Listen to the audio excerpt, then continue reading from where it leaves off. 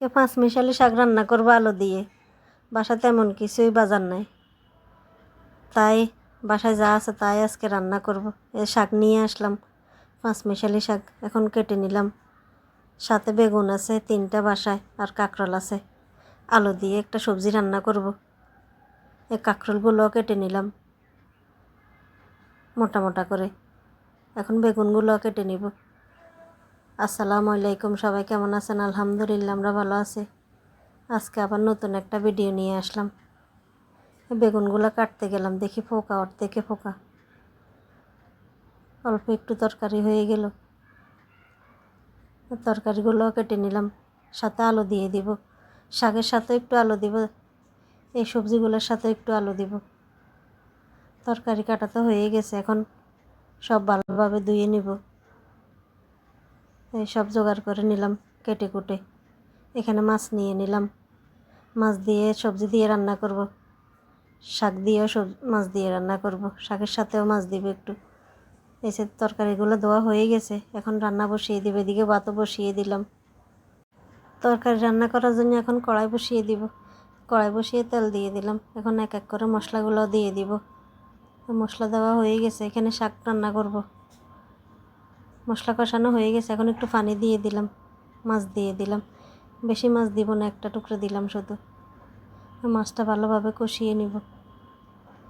মাছ কষানো হয়ে গেছে, এখন শাক দিয়ে আলু দিয়ে দিলাম। আলুগুলো একটু ভালোভাবে নেড়ে দিলাম। এদিকে ভাতও হয়ে এসেছে, ভাতের মাটা জড়তে দিয়ে দিলাম। একদিকে আলু কষানো হয়ে এসেছে, অন্যদিকে তার সবজিটাও বসিয়ে দিব। এই যে আলু কষানো হয়ে গেছে, দিয়ে দিলাম শাকগুলো একটু নুয়ে আসুক, একটু ভালোভাবে মিক্স করে দিলাম যাতে ভালোভাবে নুয়ে যায়। এই যে শাক নুয়ে গেছে, একটু ভালোভাবে কষিয়ে নিলাম শাকগুলো। শাক কষানো হয়ে গেছে, এখন একটু পানি দিয়ে দিলাম অল্প করে। এখন একটু জাল করে নামিয়ে নিব। এই শাকও বলক এসে গেছে, একটু ভালোভাবে জাল করে নামিয়ে নিলাম। শাক রান্না রেডি। অনেক সুন্দর হয়েছে শাকের কালারটাও। এখন এই সবজিটা বসিয়ে দিব। কড়াই বসিয়ে তেল দিয়ে দিলাম, তেলও গরম হয়ে গেছে। এখন এক এক করে মশলাগুলো দিয়ে দিব। মশলা দিয়ে ভালোভাবে কষিয়ে নিলাম, একটু পানি দিয়ে দিলাম। পানি দিয়ে একটু মিক্স করে মাছের মাথাটা দিয়ে দিলাম। মাছের মাথাটা একটু উল্টে পাল্টে ভালোভাবে কষিয়ে নিব। এদিকে ভাতের পাতিলটা উঠিয়ে একটু সেকা দিয়ে দিব। সেকা দিলে ভাত আর নষ্ট হয় না, ভালো থাকে। এদিকে মাছের মাথাটাও কষানো হয়ে গেছে, দিয়ে দিলাম কাঁকরোল আলু।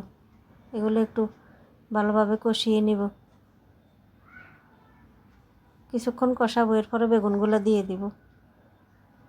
এখন বেগুনগুলো দিয়ে দিলাম। বেগুন দিয়ে একটু ভালোভাবে কষিয়ে নিব। একসাথে বেগুন দিলে বেগুন তো নরম, আরও বেশি গলে যাবে, বেশি সিদ্ধ হয়ে যাবে।